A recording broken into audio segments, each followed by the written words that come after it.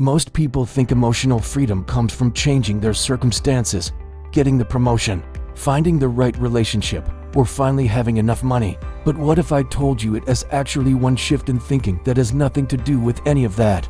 There is a single thought pattern that separates people who feel trapped by their emotions from those who experience genuine freedom, and it's not what you've been taught.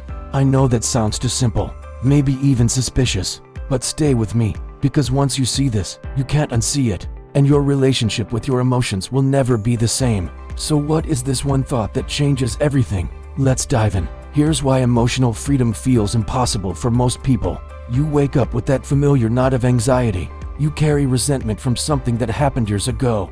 You try to control how you feel through sheer willpower, and it's exhausting. We're taught that negative emotions are problems to solve, that if we just think positive enough, work hard enough, or fix enough external things, we'll finally feel peace. So you chase the next achievement, the next relationship, the next distraction, but the relief never lasts. After seeing hundreds of people struggle with this exact challenge, the pattern becomes clear. The people who break free aren't doing something different with their emotions. They're thinking something entirely different about them. And that difference, it's simpler than you think. But before we get there, you need to understand what you're currently believing that keeps you stuck. Here's what we're typically taught. Emotions are caused by external events. Someone disrespects you, you feel angry. You lose an opportunity, you feel disappointed. Your partner behaves a certain way, you feel hurt. And this belief feels completely obvious, right? Because our emotions and circumstances seem to happen at the exact same moment. Your boss criticizes your work, and immediately your stomach drops. Your friend cancels plans, and you feel rejected. A text goes unanswered, and anxiety floods in. It seems undeniable. The event caused the feeling. But here's the hidden cost of this belief. If circumstances cause your emotions, then you're trapped. You become a passenger in your own emotional life, waiting for the world to cooperate before you can feel okay. You need that apology. You need that promotion. You need people to behave differently. You need circumstances to line up perfectly before peace is even possible. And that's exactly where emotional prison lives. But here's what most people miss in that split second between event and emotion. Your circumstances don't create your emotions. Your thoughts about your circumstances do. And that changes everything. I know, your brain is probably pushing back right now. But I really did feel hurt when that happened. Yes, you did. But here's the part we miss in that moment. Between every event and every emotion is a thought, an interpretation, a meaning, a story.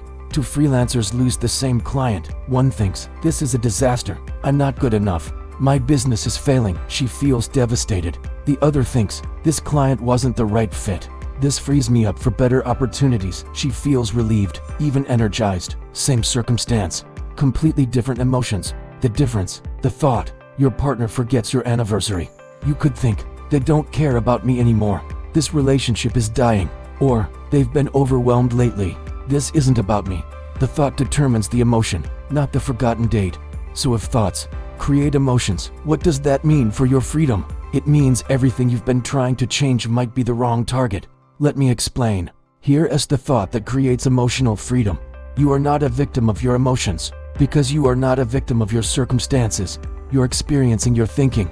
And unlike circumstances, thinking is something you can actually work with. When you recognize that your emotional experience is created through thought, you stop needing the world to be different before you can feel okay. You stop putting your peace in other people's hands. This doesn't mean you should force positive thinking or deny reality. It means you start noticing, oh, I'm having the thought that this means I'm not enough. I'm having the thought that this is catastrophic. Once you see the thought clearly, it loses its invisible grip. You realize, this is one interpretation, not the only truth. When anxiety shows up, instead of asking how do I make this circumstance less threatening, you start asking, what am I thinking right now that's creating this feeling? That shift alone changes everything. This isn't about dismissing your emotions or pretending everything is fine. It is about understanding where emotions actually come from, so you can relate to them with wisdom instead of fear. You stop fighting them. You stop needing them gone before you can move forward. That's freedom. So, what does this look like in practice? You don't need different circumstances to feel free. You don't need to fix yourself or control your emotions. You just need to see, really see, that your experience is being created from the inside out, through thought. And when you see that clearly, everything shifts. Next time you feel stuck emotionally, pause and ask, What am I thinking right now? Just notice. If this landed, subscribe for more insights that cut through the noise. Your freedom is closer than you think.